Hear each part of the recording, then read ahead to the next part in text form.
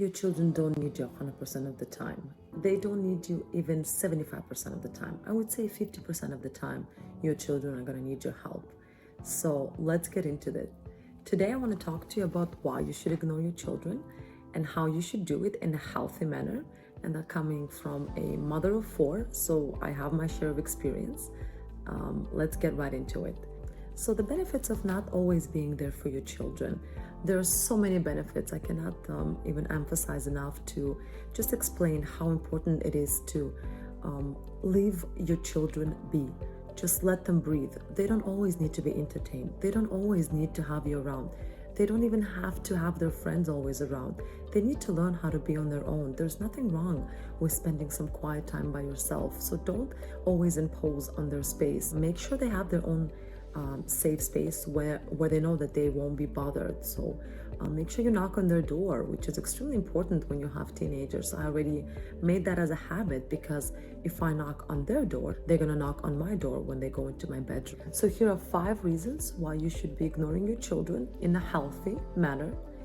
Reason number 1 is your children form the habit of having you around. So they are very familiar and experienced with having you always at their disposal, which is good and bad at the same time. I find that with my children, they can ask for my help with the very basic things, which kind of stopped me and struck me thinking too, okay, this is something that you can do and you need to do on your own. So why would you ask for my help?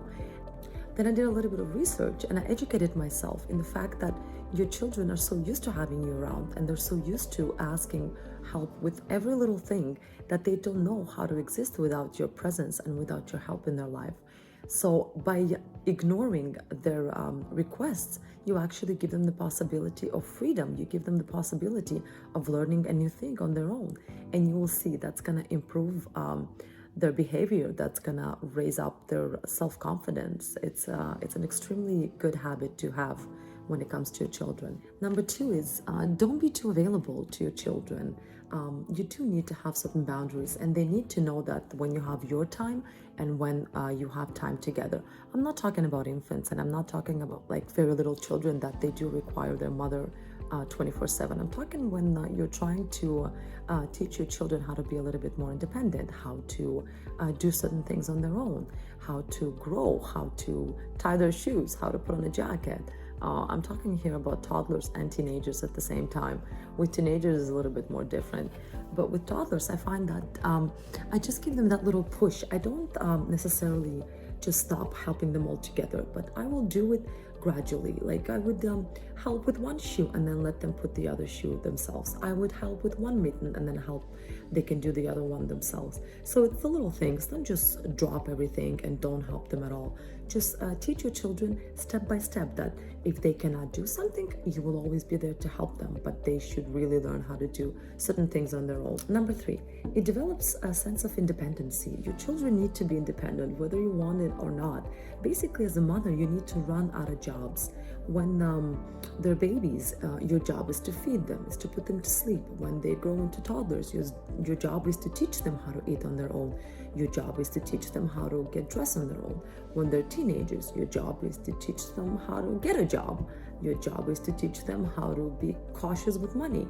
So when your children are grown up, that means you ran out of jobs. Number 4, it frees up of your so much needed time. You are a human being, you are a woman if you're a single parent like I am, and you do deserve to have that single time for yourself, and you need to make sure that your children are respectful of that time and respectful of your boundaries. And you don't always need to tell them, oh, mommy needs to go and do this and this. They need to know if you are disappeared from their view for a couple of minutes, that means you're just here doing something that you're going to come back. And they need to have that sense of comfort that you are still around, you're still somewhere in the house, but you're not necessarily available to them. You will be surprised how independent and how fast your children are going to get if you just do a couple of tricks. You don't need to fully ignore them. You don't need to fully discourage them or disregard their requests. If you can, out of 5 of their requests, ignore 2, that's going to be a big step for you. So if it's a small request, if it's something that they can just do it and reach on their own, let them. Don't ignore them in a very abrupt way, but just offer them support and tell them, oh, you know what, mommy's doing this. Can you please do this by yourself? When I say ignore, I'm not saying that you should just disregard your children's requests, or you should just not talk to them or not answer them. That's bad parenting, 100%. But if you can push them towards independence, little by little, small steps, not something crazy, not something, oh, get dressed by yourself and put shoes by yourself and eat by yourself and just do everything by yourself.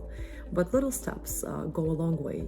You will see it yourself. I learned this when I was raising my older children, that I was very much available to them 24/7. And even growing up, I was always there, and I was always helping them. I was always nonstop available. And then I learned that now that they are older, they are relying on me for things that they should know already how to do themselves. So now I'm in the process of teaching them, a little bit too late, but still better late than never. I do believe that you can do progress with little steps, even with your older children. Your teenagers should know already how to make their own breakfast, how to do their own laundry, how to clean their own room. You're not asking something extra. You're not asking them to make a fancy dinner for 8. Just basic needs. They should know how to live on their own, because you never know what tomorrow brings, and you never know what they are going to have to face. So make sure they're ready for the world. It's your job as a parent, I believe. Make sure they're ready for that next step, whether it's moving out, whether it's going to college, whether it's going to university, or moving in with a girlfriend or a boyfriend. Make sure that your children are self-sufficient and they know how to provide for themselves. Not financially. I mean, financially, that's the next step, of course. But even the basic things, they should know how to do the basic things. It's your job as a parent to teach them. You would be surprised to see how happy children get when they get to do things on their own, and when they don't need you always. They can just tell you when they're done with their task. It teaches them how to rely on themselves, not necessarily rely on someone else. Trust me, your children will enjoy not having you around all the time. They will enjoy doing certain things on their own and being proud of themselves. It gives them a certain satisfaction. Even if they're little, they do understand that this is something they did on their own, and they didn't need mommy for that. So make sure you give them that freedom of choice, freedom of choosing what they want to do by themselves. Because if you're always there at any given point, they will never get a chance to actually explore what their limits are, what their possibilities, and what they can do by themselves without mommy jumping all the time and handing them things into their hand. So give them that. They really truly deserve that. They're human beings, and they're growing, they're evolving. And with you having around, you're only there to help. You're not there to live their life for them and to do everything for them. You are there to guide them. So be a guide, but don't be a imposter. Thank you very much for staying and for watching. Please stay tuned for my next video. I'm going to be talking about the book that I recently read, The Elephant in the Brain, which was recommended by Ali Abdal. Amazing read, and stay tuned. I'm going to be talking about a couple of key points from that book. See you next time.